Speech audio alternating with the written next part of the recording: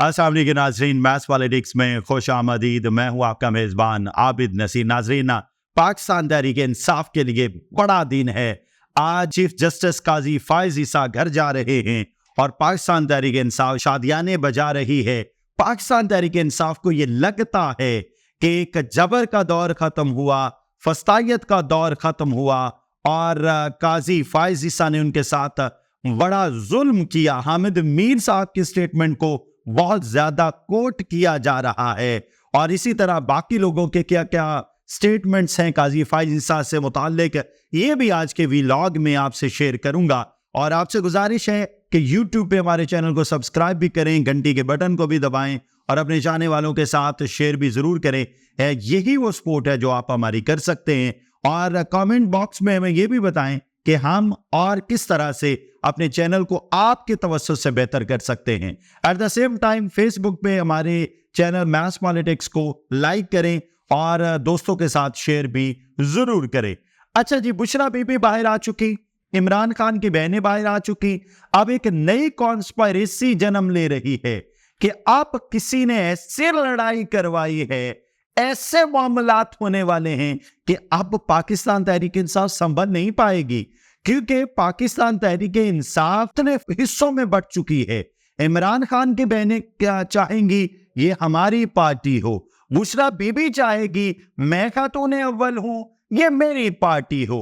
अब दो तरह की चीजें सामने आई हैं। नंबर वन तो ये खबर फैलाई गई या ये खबर आई कि 3 अक्टूबर के बाद से इमरान खान की बुशरा बीबी से मुलाकात ही नहीं हुई। जब इमरान खान को जाके बताया गया कि बुशरा बीबी की रिहाई हो गई है तो वो बड़े खुश भी हुए और उन्होंने ये कहा कि वो चले जाएं, पेशावर चली जाएं।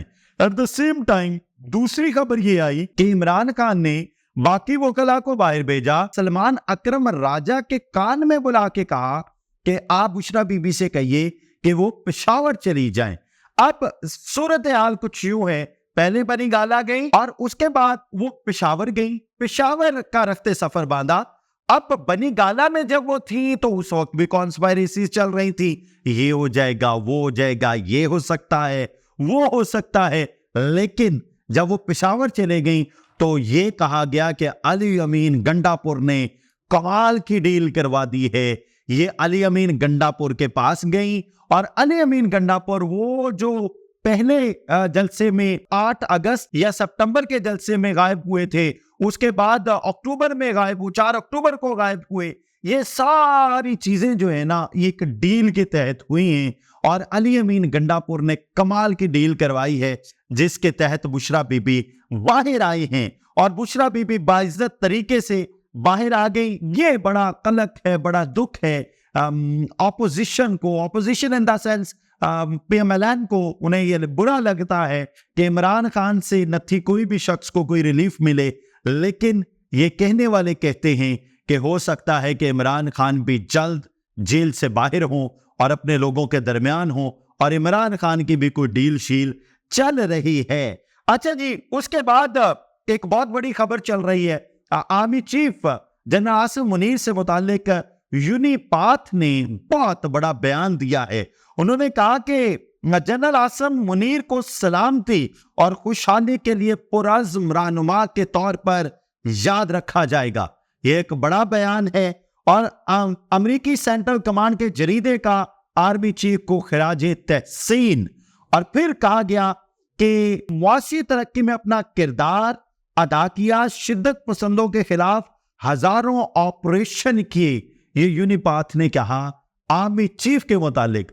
लेकिन इसके बरक्स से खबर आई कि 62 कांग्रेसमैन ने खत लिखा है जो बाइडन को इमरान खान से मुतालिक कि इमरान खान एक इंटरनेशनल लीडर है, इमरान खान तक हमारे सफारत खाने को रसाई दी जाए, ये देखा जाए आपके तवज्जुद से कि क्या इमरान खान के साथ सही सलूक हो रहा है, क्या इमरान खान को आपसे बेजा में तो नहीं रखा जा रहा, क्या इमरान खान से सियासी इंतकाम तो नहीं लिया जा रहा।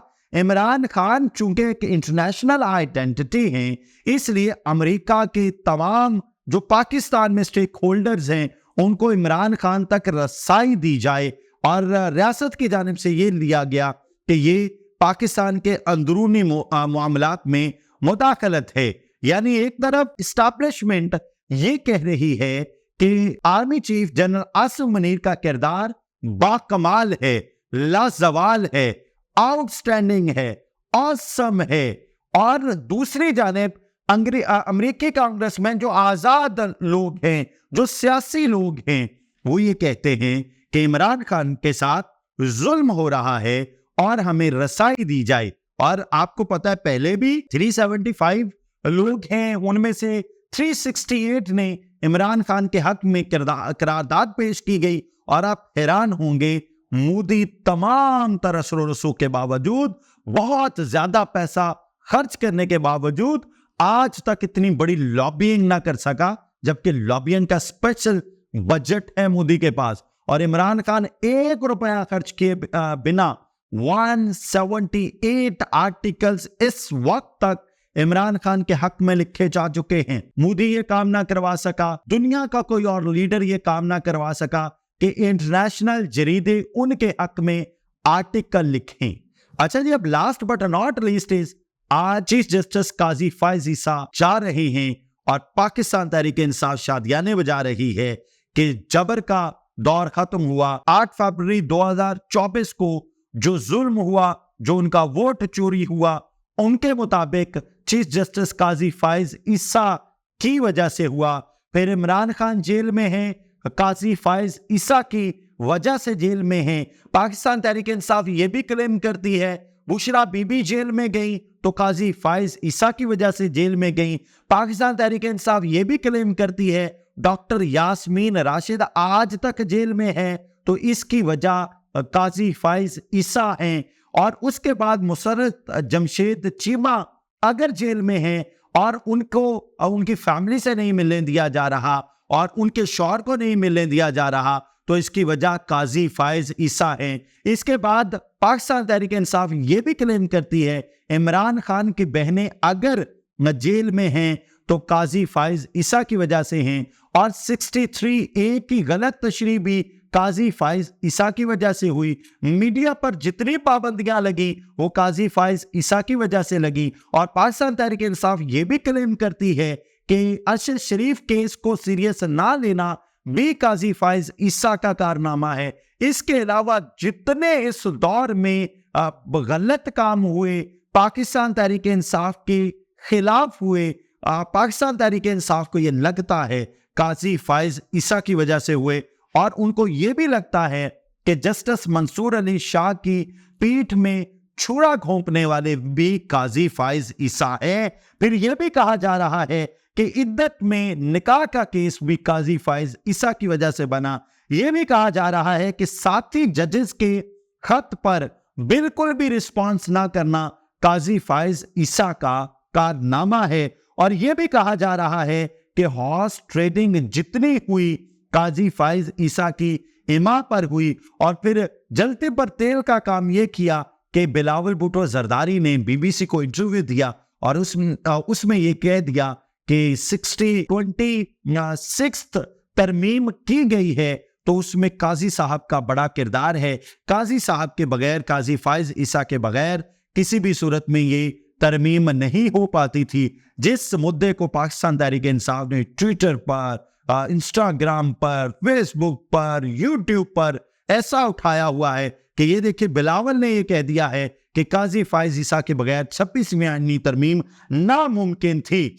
उसके बाद पाकिस्तान तहरीक इंसाफ ने हामिद मीर के बयान को बड़ा हैवी किस्म का उठाया और ये कहा जा रहा है कि जस्टिस मुनीर को लोग भूल जाएंगे कि जस्टिस मुनीर ने किस लेवल की ज्यादतियां की थी, किस लेवल का उन्होंने खिलवाड़ किया था अदालती निजाम के साथ। काजी फायज के पाकिस्तान तहरीक इंसाफ का वर्डिक्ट है। और अब आप हैरान होंगे सुन के कि साहिबजादा हामिद रजा ने ट्विटर पर क्या लिखा। पाकिस्तान की अदालती तारीख के सबसे बदजुबान, बदतमीज, बदतहजीब, बद किरदार, करप्ट, मुनाफिक, इंसाफ के कातिल, खुद पसंद शख्स का नाम काजी फायज ईसा है। इंसाफ का जो कातिल आम उस शख्स के दौर में हुआ उस पर यह शख्स तारीख में एक मकरू किरदार के तौर पर याद रखा जाएगा। खस कम जहां पाक, ये कहा साहिबजादा हामिद रजा ने। लेकिन मेरी एक गुजारिश है कि आपकी पसंद का चीफ जस्टिस हो तो आप उसके लिए तालियां बजाएं। अगर कोई ये कहे कानून ये कहता है, इंसाफ ये कहता है, तो फिर आपके लिए वो बहुत बुरा है। आप चीफ जस्टिस साकिब निसार के किरदार को किस तरह देखते हैं? अतर मिनल्ला साहब के किरदार को किस तरह देखते हैं? आपके हक में आउट ऑफ द बॉक्स जाके जो जो फैसले दिए गए उनको आप किस तरह से देखते हैं?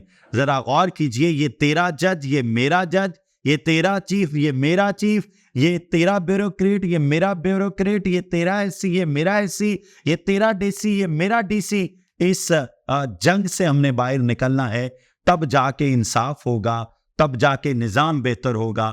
अगर तेरा मेरा वाली जंग चलती रही ना तो सिस्टम बेहतर नहीं होने वाला। मेरी दुआ है अल्लाह ताला पाकिस्तान और पाकिस्तान में बसने वालों की खैर करे। इजाजत दीजिए, अल्लाह हाफिज।